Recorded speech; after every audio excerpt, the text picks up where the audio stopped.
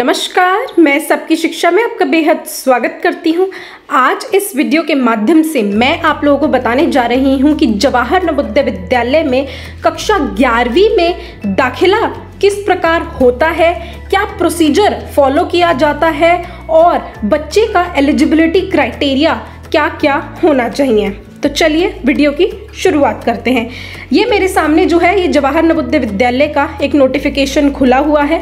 यह इस साल का नहीं है, लेकिन फिर भी हर साल सेम प्रक्रिया जो है वो फॉलो करी जाती है। तो सबसे पहले तो कक्षा 11वीं में जो कक्षा 10वीं में बोर्ड एग्जाम होता है उसके मेरिट, उसके नंबरों के हिसाब से दाखिला होता है और जो भी कक्षा 11वीं में सीटें खाली होती हैं उन्हीं सीटों को भरने के लिए JNV में दाखिला होता है। जो भी सीटें SC और ST कैटेगरी यानी कि अनुसूचित जाति और अनुसूचित जनजाति कैटेगरी के लिए श्रेणी के लिए आरक्षित करी गई हैं, उन आरक्षित सीटों पर किसी अन्य अनुसूचित जाति और अनुसूचित जनजाति के बच्चों को ही दाखिला दिया जाता है। अब मैं आपको बताती हूँ कि क्या क्या स्टेप्स फॉलो करे जाते हैं। तो जो डिस्ट्रिक्ट की जो मेरिट लिस्ट निकलती है, अलग अलग जिलों की जो कक्षा 10वीं की मेरिट लिस्ट निकलती है, उसको तैयार किया जाता है और फिर जो बच्चे हैं, जो छात्र हैं, उनको सिलेक्ट किया जाता है वैकेंसी के लिए और उसके बाद डिस्ट्रिक्ट के बाद एक स्टेट लेवल की लिस्ट जो है वो तैयार करी जाती है और फिर जो है बच्चों को बताया जाता है, उनको SMS या स्पीड पोस्ट वगैरह भेजा जाता है कि आपका जो है वो JNV के लिए सिलेक्शन हो गया है।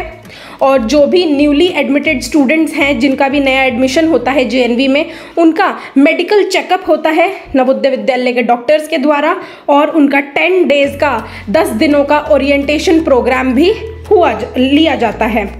अब बात करते हैं कि कक्षा 11वीं में दाखिला लेने के लिए बच्चों की जो है वो लेटरल एंट्री किस बिना पर होती है, उनके कितने कितने नंबर आए होने चाहिए।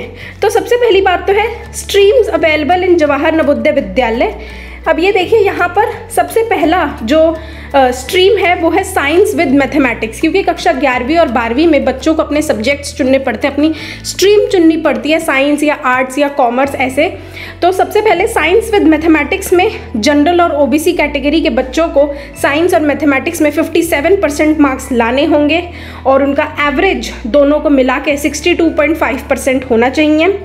और इसी प्रकार SC और ST स्टूडेंट्स के लिए साइंस और मैथमेटिक्स में अलग अलग नंबर 53% होने चाहिए और एवरेज जो टोटल एवरेज है वो 60% होना चाहिए।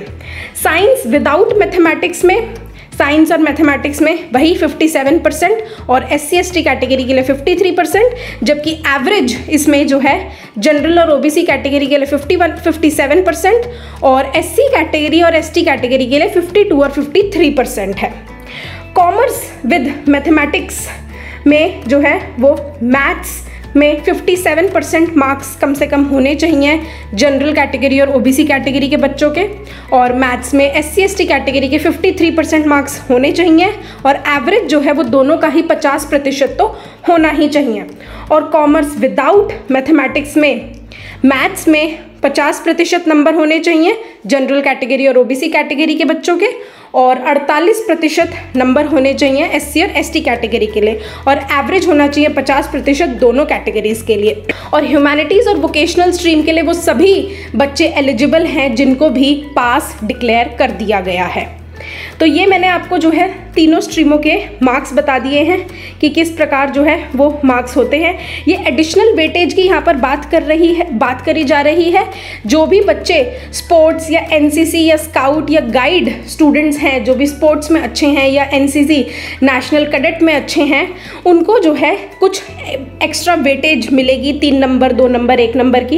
ये देखिए यहाँ पे लिखा हुआ है participation at SGFI equivalent level B certificate अगर उनको मिला है तो उनको 3 नंबर जो है वो एवरेज मार्क्स पर उनका ऐड हो जाएगा। अगर उन्होंने स्टेट लेवल में पार्टिसिपेशन कर रखा है और A सर्टिफिकेट मिला है तो उनके 2 नंबर ऐड हो जाएंगे और उन्होंने अगर डिस्ट्रिक्ट लेवल पर पार्टिसिपेशन कर रखा है तो उनका 1 मार्क्स ऐड हो जाएगा।